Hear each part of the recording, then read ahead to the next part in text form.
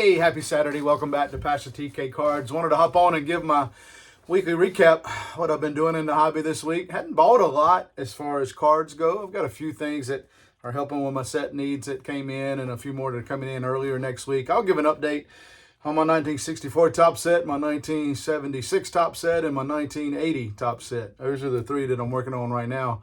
That's kind of too many, kind of keeping me confused on my eBay searches sometimes.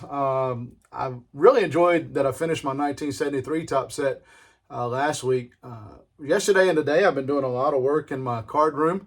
I cleaned a lot of stuff up, getting things organized. I need to get all this stuff cleaned up. That's a bunch of inserts from different things that I've opened. I'm just going to put those on some lots on eBay and get rid of them. I've been organizing. I've got some bulk I need to go through to kind of downsize. I'm just really focusing on my sets and my Philly stuff and just good, solid, vintage, graded cards of key folks and stuff. So just really enjoying getting more and more refined in the hobby. I'm about to spend a bunch of money on some supplies.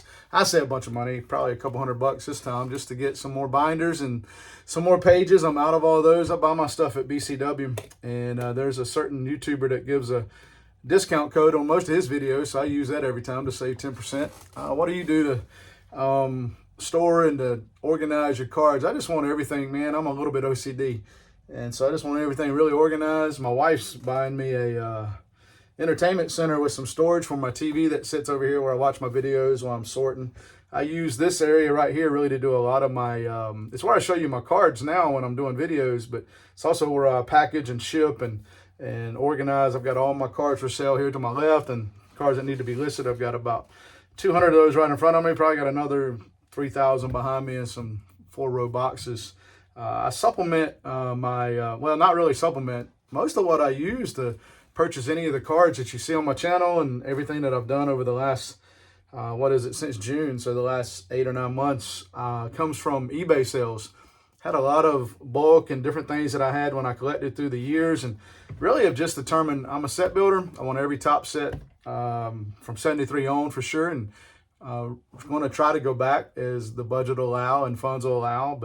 And then Philly stuff, any Phillies, parallels, those kind of things, I kind of keep in those two shoe boxes behind me you see over my shoulder. Those are all Philly stuff and graded cards from my top sets that I put in those shoe rows for now. I'm going to find a better way to display some of that stuff as I go along, but really don't mind spending money on supplies because that's just me moving everything to the way that I can get it done. This week I put my 1981 top set into binder, my 1996 top set into a binder. I'm putting my 2006 top set into a binder.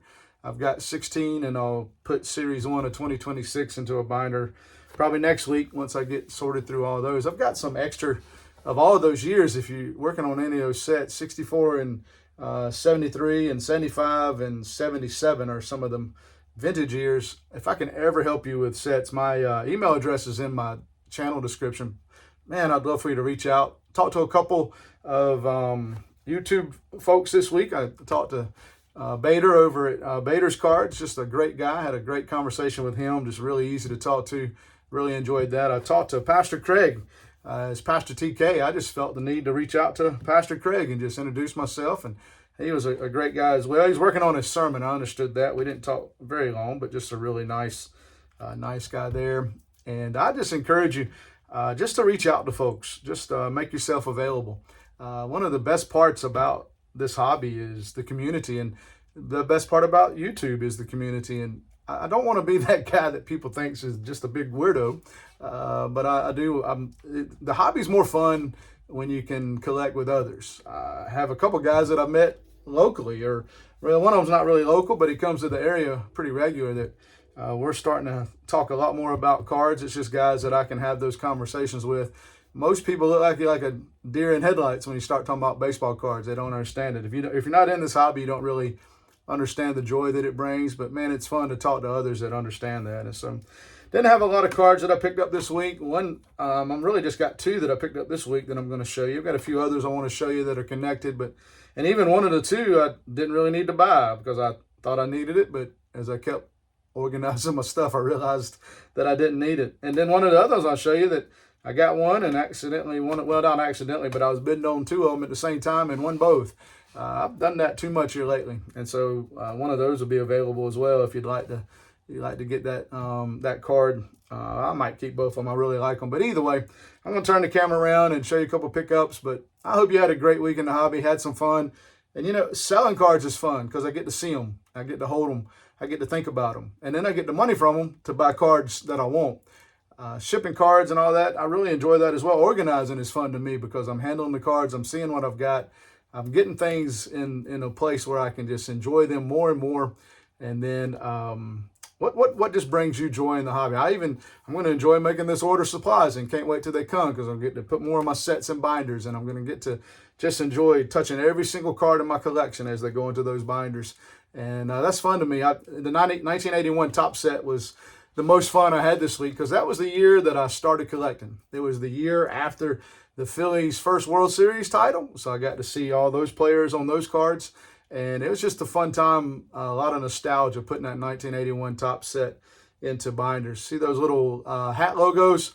Just brings back a lot of memories, and not just of the joy of the hobby, but just of life and all the blessings of life. And so I'm just going to show you a few cards, but I'd love to hear from you. What are the things that you enjoy about the hobby that are even different than just the cards themselves, but just the process of being a baseball card collector?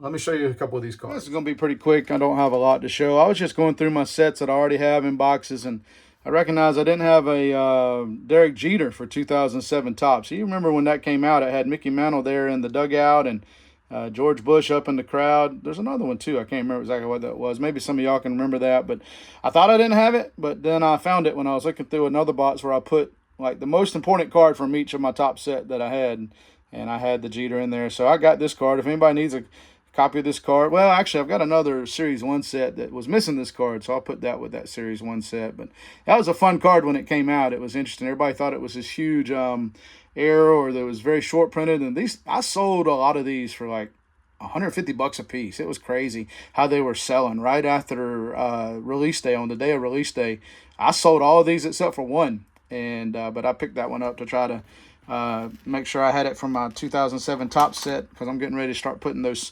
07 sets into binders.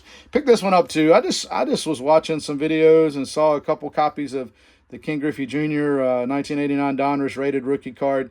I was 16 years old in 1989, but I just remember Ken Griffey Jr. being a player that just got everybody's attention. And so I saw one of these. It's not an expensive card in a PSA 8, but I just really wanted one for my collection and picked that one up. Then also, in the last few weeks, I've shown these, I think, already, but I saw this at the local card shop, and this is the 1989 Fleer. I'm going to get an 89 Upper Deck as well soon, but those are a lot more expensive. I'll probably get one in a 7 or something like that. But, man, Ken Griffey Jr. really just changed the hobby and changed baseball itself in a great way. Just one of the purest swings that you'll ever see. I had never owned this card, but I saw Redneck Collector and Tyler at 5 Cent Wax doing a junk wax GOAT series about how to get rookie cards of some of the greatest players that are just really inexpensive. And man, it's just a cool looking card. Griffey didn't have a rookie card in 1989 Topps, but it's in Topps Traded. Then he's got his rookie cup card in 1990 Topps. But I just wanted to copy this, so I saw this on eBay. It was an auction, pretty inexpensive. But then at the same time, I was bidding on the PSA 9 and ended up winning both auctions. Got them at a good deal because I really put in a price that I was willing to pay, and so just glad to have those copies of one of the greatest players in the history of the game. Just so much fun to watch, and really kind of the first player that I remember as a teenager just catching my attention. That wasn't a Philly, right? That was on another team. I rooted for the Mariners to be successful. And they had some great seasons, just never really able to put it together in the playoffs. But, man, Ken Griffey, if he could have avoided injuries, probably would have gone down top 5 player in the history of the game as far as his stats. And in many ways, he's in the conversation of the top 50 for sure. And I don't know. How high would you rank him? I don't know. It's hard for me. I'm hard-pressed to think of too many names that I'd put ahead of him in the history of players that I've watched play personally. But just wanted to show you a few cards there and talk about the hobby this week. Hope you had a great weekend. And listen, tomorrow is Palm Sunday, and as we enter into Palm Sunday, I hope you'll just think about the reality that God so loved the world that he sent his only begotten Son, the Lord Jesus, to come and to die for our sins and to be buried. And then he rose again, that we can have victory over sin, death, grave, and even hell itself. And man, that's so much more important than baseball cards. But I'm grateful for the hobby, but I'm even more grateful for the gospel. Have a great day. Enjoy your weekend. Until next time.